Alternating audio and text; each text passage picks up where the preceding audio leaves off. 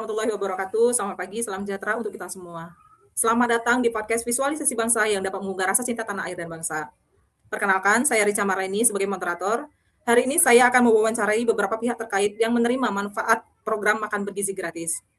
Hari ini saya akan mewawancarai 4 orang narasumber. Yang pertama, Ibu Siti Ananda. Beliau adalah juru masak di salah satu dapur MBG di Kota Palembang. Yang kedua, Ibu Nada. Beliau adalah guru di SMA Negeri 1 Kota Palembang. Yang ketiga, Ibu Laura Florensi. Beliau adalah wali murid di SMA Negeri 1 Kota Palembang. Dan yang terakhir adik kita Desti Ayu, dia adalah murid di SMA Negeri 1 Kota Palembang. Seperti yang kita ketahui, program MBG ini adalah salah satu program yang dibuat oleh Bapak Presiden Prabowo yang digaungkan beliau semenjak kampanye dan langsung beliau realisasikan ketika beliau menjabat sebagai presiden. Ada begitu banyak lapisan masyarakat yang menerima manfaat dari program MBG ini. Untuk mempersingkat waktu, kita akan langsung memulai wawancara ini. Untuk wawancara pertama yang kita akan wawancari adalah Ibu Siti Ananda. Beliau adalah juru masak di dapur MBG. Selamat pagi, Ibu. Selamat pagi Mbak Rica, perkenalkan saya Siti Ananda Aisyah selaku juru masak di dapur MBG. Jadi untuk keseharian saya bertugas sebagai juru masak dan juga staf biasa di dapur MBG. Dan saya kurang lebih sudah bekerja hampir 8 bulan di dapur MBG. Iya, Ibu. Ibu kan sudah bekerja nih sebagai juru masak. Apa saja sih manfaat yang Ibu rasakan semenjak bergabung di program MBG ini, Bu? Sejak bergabung dengan program MBG, tentunya MBG mempunyai banyak manfaat bagi saya. Terutama yang utama itu membantu perekonomian saya. Karena sebelumnya saya itu ibu rumah tangga biasa. Dengan adanya program MBG dapat membantu saya mencarikan nafkah untuk saya dan keluarga saya.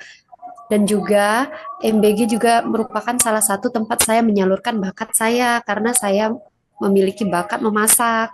Dengan adanya dapur MBG, saya dapat manfaatkan bakat yang saya miliki dan menyalurkannya di jalan yang tepat. Dan dengan bergabung dengan MBG juga merupakan menurut saya salah satu bentuk partisipasi saya kepada negara Indonesia ini. Dengan adanya MBG ini, saya dapat membantu merealisasikan program yang sudah dibuat oleh Bapak Prabowo. Makasih banyak Ibu untuk waktunya.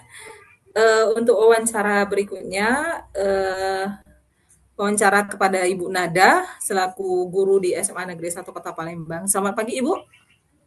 Selamat pagi Mbak Rica. Iya, Ibu. Ibu kan berada di sekolah yang saat ini menerima manfaat dari program MBG ini, Ibu. Bagaimana menurut Ibu dampak dari program MBG ini terhadap kegiatan belajar mengajar, Ibu? Mbak Rica, terima kasih atas pertanyaannya. Saya sebagai guru di sekolah tersebut memperhatikan dampak yang sangat positif bagi murid-murid saya di sekolah. Karena murid saya itu menjadi lebih fokus dan aktif di kelas. Kemudian tingkat kehadiran siswa juga meningkat, Ibu. Untuk sekarang udah jarang siswa yang biasanya sering absen karena faktor ekonomi. Kemudian sekarang sudah meningkat karena siswa sendiri senang dan bahagia dapat MBG tersebut, Ibu. Untuk wawancara selanjutnya, kita akan mewawancari Ibu Laura Florensi. Beliau adalah wali murid dari salah satu murid di SMA Negeri 1 Kota Palembang. Selamat pagi, Ibu Laura. Ya, selamat pagi Pak Rika. Oh ya, Ibu. Ibu, menurut Ibu, bagaimana pendapat tentang program MBG ini, Ibu? Baik, Pak Rika. Saya selaku orang tua, menurut pendapat saya tentang program MBG ini sangat membantu ya, terutama bagi kami selaku orang tua anak-anak. Dengan adanya MBG ini, anak-anak bisa mendapatkan makan siang gratis dalam kategori, dengan artinya kami sebagai orang tua itu untuk biaya gajian anak ya itu sangat membantu, maksudnya apalagi ada beberapa orang tua anak-anak ini yang kurang mampu begitu Pak. Oh iya, Ibu. Terus selama mendapatkan program ini, menurut Ibu ada nggak sih perubahan pada anak-anak? Apakah dia lebih semangat untuk sekolah atau bagaimana begitu, Bu? Ya, itu itu sangat banyak perubahannya Mbak dengan adanya program ini. Anak-anak itu jajannya jadi lebih terkontrol gitu ya. Bahkan ada anak-anak itu yang tidak jajan sama sekali dengan adanya makan siang ini. Apalagi kita sebagai orang tua, kita percaya dengan makan-makan yang disediakan sama pemerintah, pasti itu sudah pilihan yang terbaik. Apalagi kita sudah tahu pihak-pihak yang menyediakan program MDG ini sudah pasti dari badan gizi, badan-badan pilihan yang sudah ditentukan sama pemerintah. Iya, Ibu. Terima kasih banyak Ibu atas waktunya. Selanjutnya kita akan mewawancari adik kita Desti. Dia adalah salah satu murid yang menerima manfaat dari program MBK ini. Selamat pagi Desti. Pagi Kak Rica. Iya. Bagaimana, masih semangat sekolahnya hari ini? Semangat, Alhamdulillah. Dapat Ya, libur dulu hari ini. iya. Yang kakak mau tanyakan di sini ya, bagaimana sih perasaan kamu tentang program MBG ini? Apakah kamu merasa senang atau bagaimana dengan program ini? Oh, adanya program MBG ini untuk saya ya Kak ya. Saya ngerasa senang Kak soalnya dapat makan gratis dan bergizi juga. Udah tahu porsi-porsinya, jadi udah tahu gizi sama kalorinya. Terus uang yang dikasih tabungan dari orang tua juga akhirnya bisa disimpan untuk beli keperluan yang lain. Jadi nggak perlu boros dan mengganggu orang tua. Kebutuhan ekonomi ya Kak ya. Eh, Sekarang kan kita lagi marak nih masalah kasus keracunan massal. Menurut empat narasumber ini, bagaimana sih cara kita untuk mencegah keracunan massal tersebut? Dimulai dari Ibu Siti Ananda selaku juru masak di dapur, Bu. Apakah ada tindakan-tindakan tertentu yang bakal Ibu lakukan untuk mencegah kasus tersebut? Siap, Mbak Rica. Sehubungan dengan maraknya isu-isu keracunan MBG yang terjadi saat ini, mungkin selaku saya yang dapat saya lakukan, mungkin untuk pencegahan di kemudian hari agar tidak terjadi lagi, yaitu dengan cara mempersiapkan persiapan yang matang, dengan cara memilih bahan-bahan yang benar-benar berkualitas.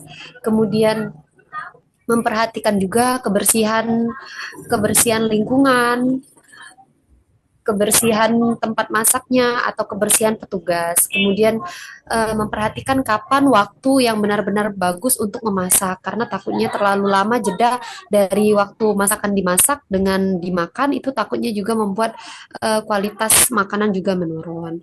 Dan juga mungkin ke depannya saya dan tim akan memasak makanan yang rendah resiko untuk alergi karena seperti kita tahu banyak anak-anak yang punya alergi dengan makanan tertentu. Dan juga mungkin sebelum kita mengirim makanan, kita harus cross-check lagi kelayakan makanan di saat kita mengirim ataupun saat sudah tiba di tempat pembagian.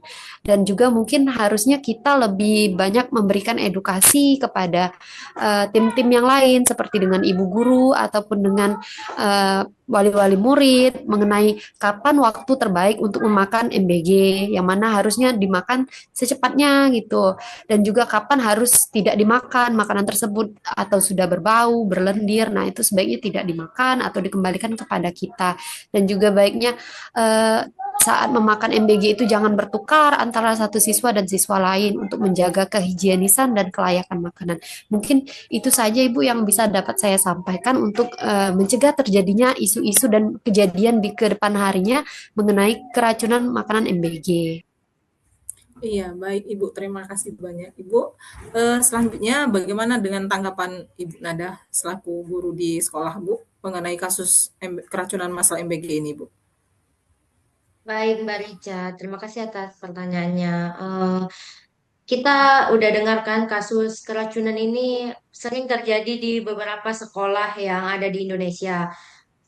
Pada umumnya kami sebagai guru sebenarnya mendukung tujuan MBG ini karena membantu memenuhi nutrisi gizi siswa. Namun, apabila ada kejadian yang keracunan tersebut, bahwa kita harus meningkatkan kualitas pengawasan makanan. Kemudian saran dari guru juga berharap ada evaluasi menyeluruh dari pihak dapur tersebut karena dapat karena dengan adanya evaluasi tersebut kita bisa lebih memperhatikan kebersihan, kedisiplinan dalam memberikan MBG pada anak-anak. Kemudian saran juga dari guru itu diadakan tim food security dari sekolah agar lebih terkontrol mengenai kualitas makanan yang diberikan oleh dapur MBG. Begitu Mbak Rika. Baik, terima kasih Ibu. Selanjutnya bagaimana dengan tanggapan Ibu Laura mengenai kasus keracunan massal MBG ini, Ibu? Baik Mbak Rika, saya selaku orang tua tentunya ketika mendengar berita adanya keracunan MBG itu, tentu saya sebagai orang tua itu khawatir terhadap anak saya. Eh,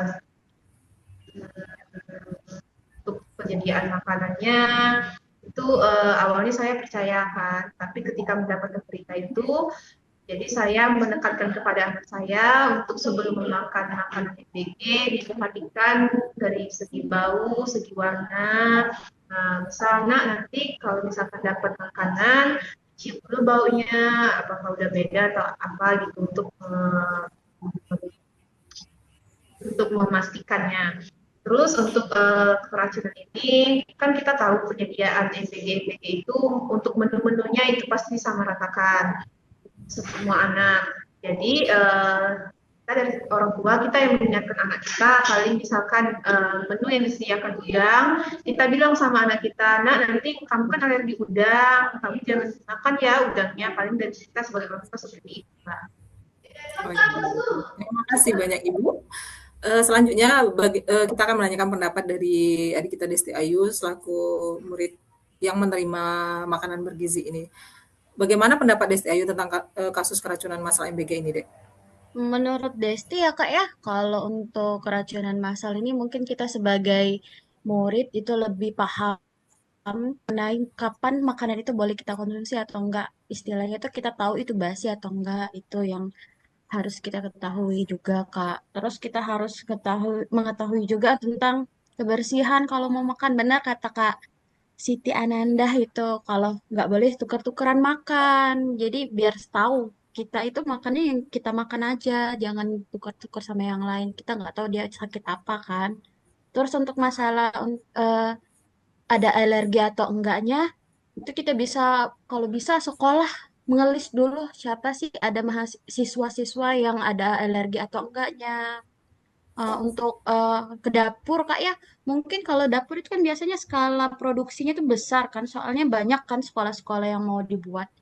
Jadi semakin besar produksi makanan MBG-nya, semakin lama, terus semakin cepat juga dimasaknya. Mungkin dari pemasakan sampai dikirim itu lama, mungkin dari skala produksinya itu harus dikurangi per dapur. Itu aja sih Kak, kalau menurut aku sebagai siswa ya Kak ya. Iya, baik. Terima kasih, Desti.